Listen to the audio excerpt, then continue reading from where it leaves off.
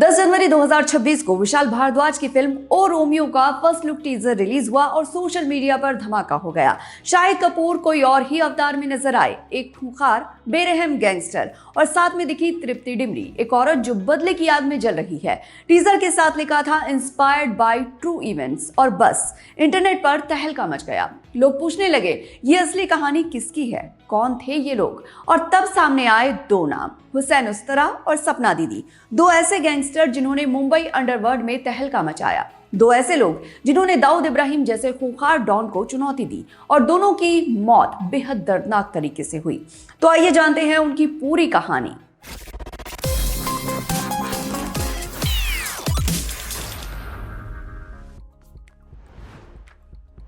ओ Romeo सिर्फ एक film नहीं है, ये विशाल भारद्वाज का एक लंबे समय से चल रहा सपना है। दरअसल कई साल पहले विशाल ने इसी कहानी पर एक स्क्रिप्ट लिखी थी। उस वक्त उनकी योजना थी कि वो इस फिल्म को इरफान खान और दीपिका पादुकोण के साथ बनाएंगे।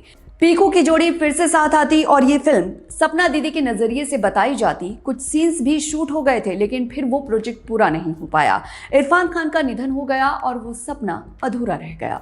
लेकिन विशाल भारद्वाज ने हार नहीं मानी। उन्होंने स्क्रिप्ट को दोबारा लिखा। इस बार कहानी को हुसैन उस्तरा के नजरिए से बताने का फैसला किया और शाहिद कपूर के साथ हाथ मिलाया। ये उनकी 7 साल बाद रियूनियन थी। इससे पहले ये जोड़ी रंगून, कमीने और हैदर जैसी शानदार फिल्में दे चुकी है। फिल्म का बजट है 150 करोड़ रुपए। प्रोड्यूसर हैं साजिद नाडियाडवाला। शाहिद कपूर के अलावा कास्ट में है तृप्ति डिमरी, विक्रांत मैसी, नाना पाटेकर, दिशा पाटनी, तमन्ना भाटिया और फरीदा जलाल। फिल्म 1990 के मुंबई में सेट है, वो दौर जब मुंबई का अंडरवर्ल्ड फुल फॉर्म में था। इसी अंडरवर्ल्ड का हिस्सा थे ये दो लोग, हुसैन उस्तरा और सपना दीदी। फिल्म 13 फरवरी 2026 को रिलीज होने वाली है, वैलेंटाइन डे के वीकेंड पर।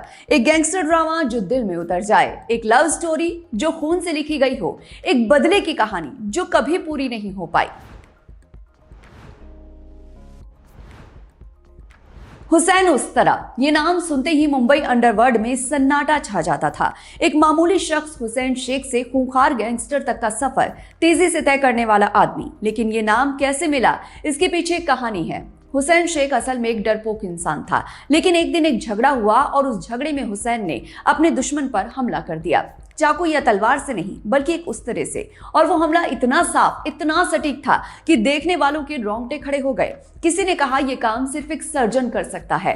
कट इतना क्लीन था और उस दिन से हुसैन शेख बन गया हुसैन उस्तरा, या फिर उस्तरा भाई। हुसैन उस्तरा मुंबई अंडरवर्ल्ड में एक ताकतवर गैंगस्टर था। उसका अपना गिरोह था और दुश्मनी थी दाऊद इब्राहिम से। उस वक्त दाऊद डी कंपनी चला रहा था। मुंबई में उसका राज था। ड्रग्स, जुआ, एक्सटॉर्शन, स्मगलिंग, सब कुछ दाऊद के हाथ में था। लेकिन हुसैन उस्तरा दाऊद के आगे झुकने वाला नहीं था। एक सोर्स ने बताया कि ये गैंगस्टर एक लेयर्ड पर्सनैलिटी था, बाहर से बेरहम लेकिन अंदर से वफादारी और इज्जत के कोर्स पर चलने वाला। हुसैन उस्तरा का एक और कमजोर पॉइंट था, औरतें। उसे खूबसूरत औरतों से मोहब्बत थी और ये कमजोरी ही उसकी मौत की वजह बन गई। लेकिन इस कहानी से पहले जानेंगे सपना दीदी की कहानी। सपना दीदी एक ऐसी औरत जिसकी कहानी सुनकर रूह कांप जाती है। एक ऐसी औरत जिसने अंडरवर्ल्ड के सबसे खतरनाक डॉन को चुनौती दी। एक ऐसी औरत जिसने दाऊद को मारने की कसम खाई थी। एक ऐसी औरत जिसकी मौत भी उतनी ही दर्दनाक थी जितनी उसकी जिंदगी। सपना दीदी का असली नाम था अशरफ खान। एक कंजर्वेटिव मुस्लिम फैमिली में पैदा हुई। बुर्का पहनती थी, घर से बाहर कम निकलती थी। अशरफ की शादी हुई महमूद खान से। महमूद दुबई में काम करता था, पैसे भेजता रहता था। अशरफ ने कभी नहीं पूछा कि महमूद क्या काम करता है, कैसे इतने पैसे कमाता है, उसे क्या फर्क पड़ता था। पति है, घर चला रहा है, बस। और फिर एक दिन दुबई से फोन आया, महमूद मुंबई आ रहा है। शाम की फ्लाइट से अशरफ खुश हो गई, एयरपोर्ट पहुंच गई उससे मिलने। महमूद दिखा दूर से, अशरफ ने हाथ मिलाया और अगले ही पल गोलियों की आवाज, धमाके, चीखें, अफरा तफरी। गोलियां चलाने वाले पुलिस के आदमी थे। महमूद ढेर हो गया। अशरफ हॉस्पिटल लेकर भागी, लेकिन महमूद को बचाया नहीं जा सका।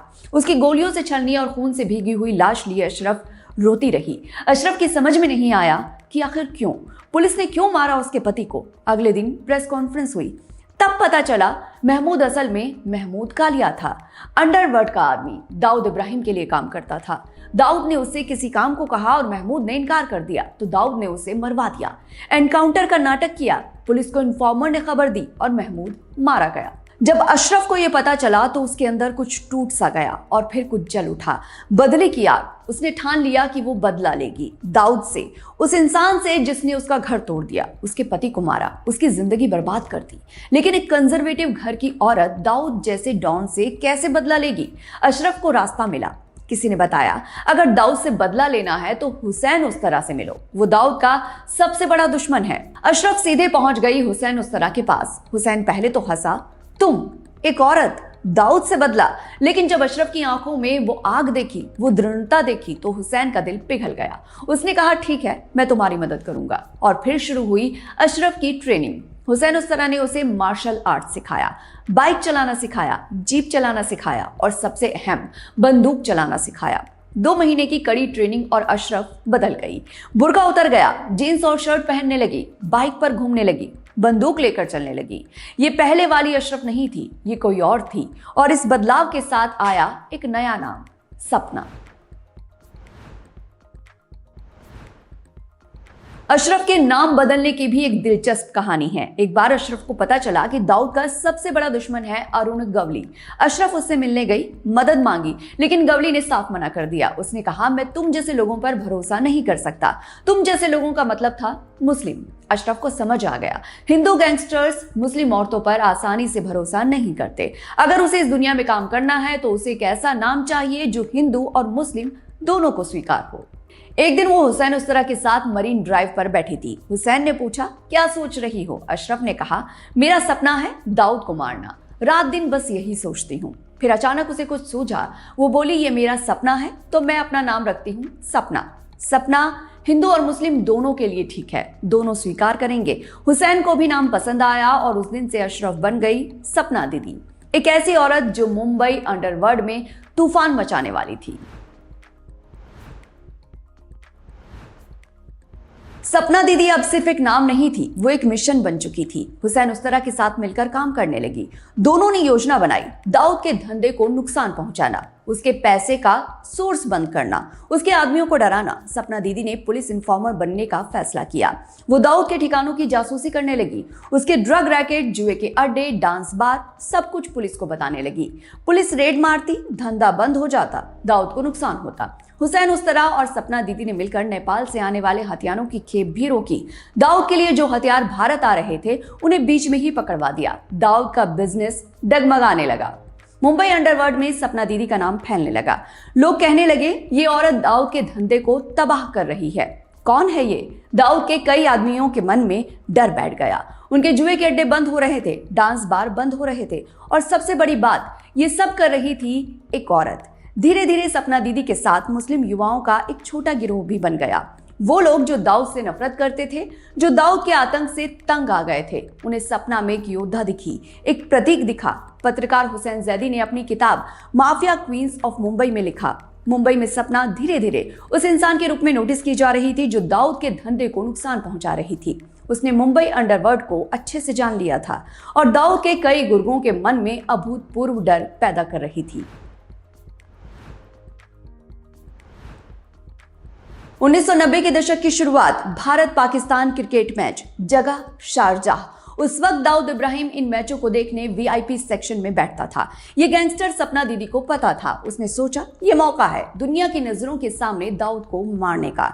सपना दीदी ने एक बोल्ड प्लान बनाया। उसके आदमी क्रिकेट मैच के दौरान दाऊद पर हमला करेंगे, स्टेडियम में हजारों लोगों के सामने। ये योजना इतनी बोल्ड थी कि किसी को यकीन नहीं हुआ कि कोई इतनी हिम्मत कैसे कर सकता है। लेकिन किस्मत ने साथ नहीं दिया। योजना लीक हो गई, किसी ने दाऊद को बता दिया और छोटा शकील दाऊद का दाहिना हाथ हरकत में आ गया। एक रात सपना दीदी अपने घर में थी। उसे नहीं पता था कि आज की रात उसकी आखिरी रात होने वाली थी।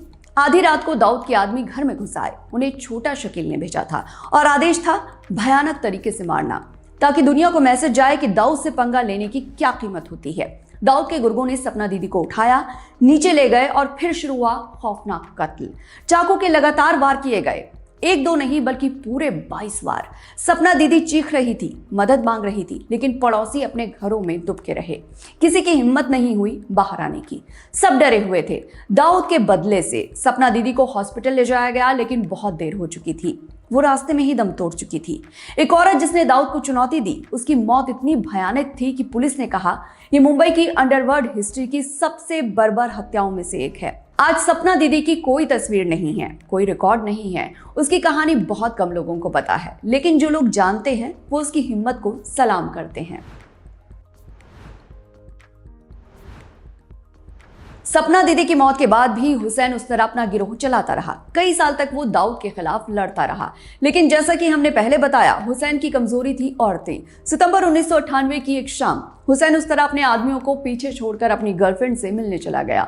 उसे नहीं पता था कि दाऊद के आदमी उसका पीछा कर रहे हैं। दाऊद के दाहिने हाथ छोटा शकील ने योजना बनाई थी। शकील के लड़के तैयार थे, इंतजार कर रहे थे। जब हुसैन उस तरह बिल्डिंग से बाहर निकला और अपनी कार की तरफ बढ़ा तो छोटा शकील के लड़कों ने उस पर गोलियों की बारिश कर दी।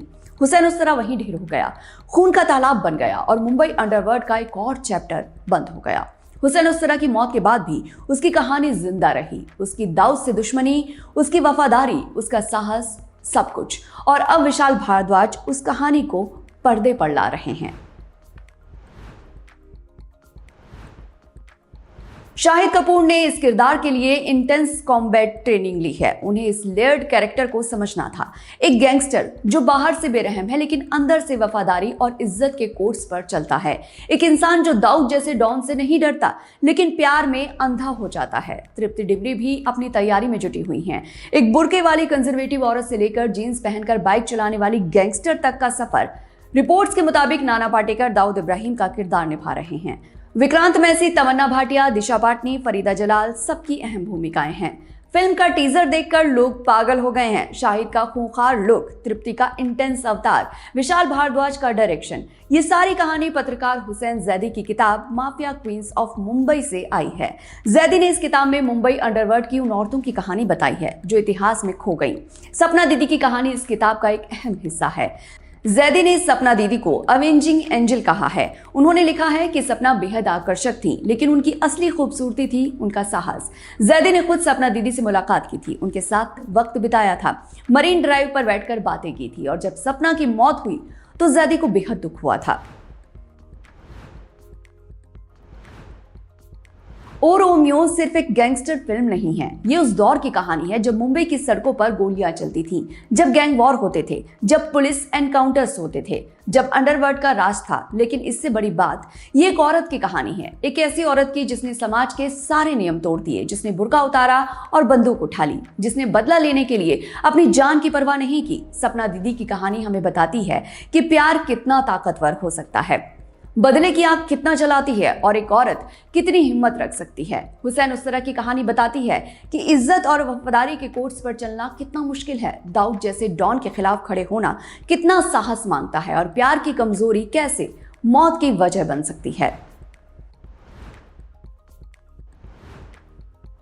विशाल भारद्वाज ने पहले भी गैंगस्टर फिल्में बनाई हैं। मकबूल जो मुंबई अंडरवर्ल्ड पर बेस्ड शेक्सपियर की मैकबेथ थी, हैदर जो कश्मीर कॉन्फ्लिक्ट पर बेस्ड हैमलेट थी। विशाल को डार्क, इंटेंस, लेयर्ड कहानियां सुनाने में महारत है। ओ रोमियो उनका एक ड्रीम प्रोजेक्ट है, एक ऐसी कहानी जो उन्होंने कई सालों से अपने दिल में रखी हुई थी और अब वो शाहिद कपूर और तृप्ति डिमरी के साथ इसे पर्दे पर ला रहे हैं। ओ रोमियो 13 फरवरी 2026 को सिनेमाघरों में रिलीज होगी। एक ऐसी लव स्टोरी जो खून से लिखी गई, एक ऐसा रोमांस जो गोलियों से भरा हुआ है, एक ऐसा बदला जो कभी पूरा नहीं हो पाया। हुसैन उस्तरा और सपना दीदी, दो ऐसे नाम जो इतिहास में खो गए थे लेकिन अब फिर से सामने आएंगे। आपको इस फिल्म से कितनी उम्मीदें हैं, कमेंट बॉक्स में जरूर बताइएगा और देखते रहिए एम बोले तो।